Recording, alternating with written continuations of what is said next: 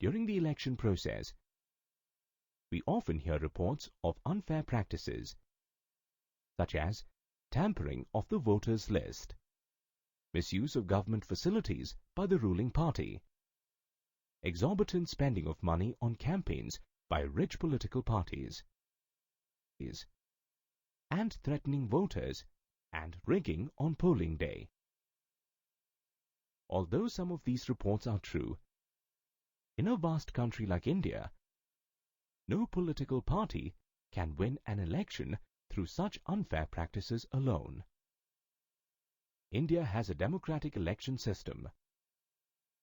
The election system in India is controlled and governed by an independent and very powerful body called the Election Commission, or EC. The Election Commission in India is equivalent to the judiciary. The EC is headed by the Chief Election Commissioner, who is assisted by several election commissioners. Under the guidance of the Chief Election Commissioner, the Election Commission of India performs several functions, starting from the announcement of the elections to the final declaration of the result. It drafts and implements the Code of Conduct for elections and takes disciplinary action against parties or candidates violating it. At the time of elections, the Election Commission is authorized to advise the government on decisions affecting the election and also control the transfer of government officials across departments and roles. Indian politics in the last 15 years has seen the Election Commission evolve in its role from a policy maker to an independent and powerful administration system. The Election Commission has the power to order a re-poll in case it finds evidence of unfair practices during polling.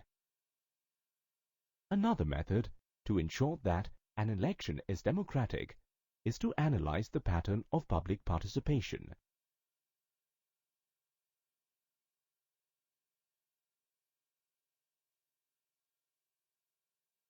We can measure the people's participation through the voter turnout on the polling day.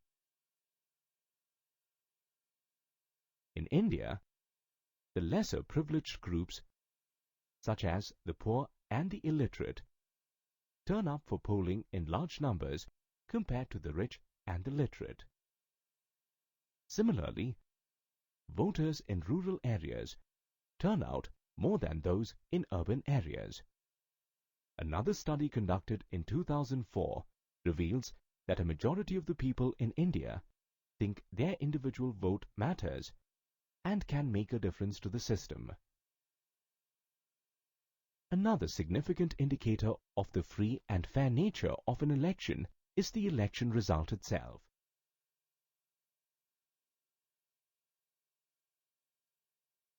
In India, an average of about 50% of the sitting MPs and MLAs lose the election.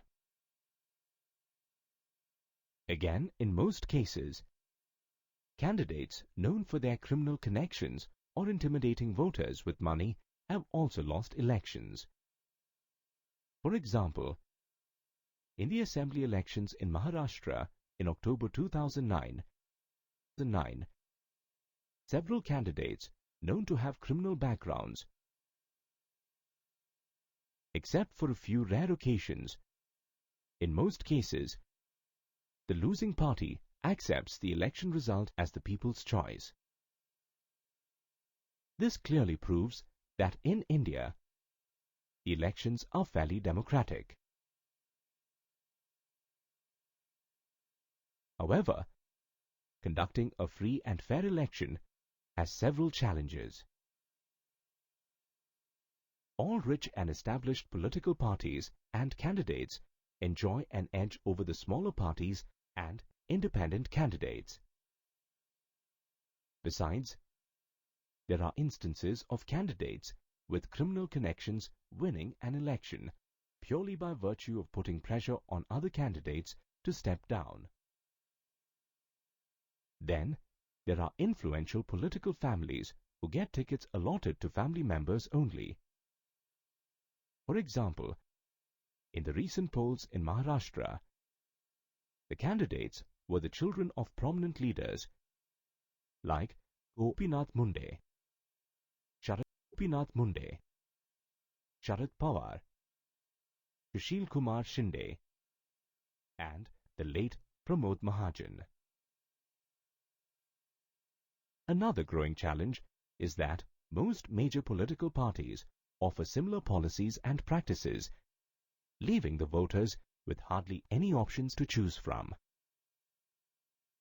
Such challenges are being faced by many democracies other than India.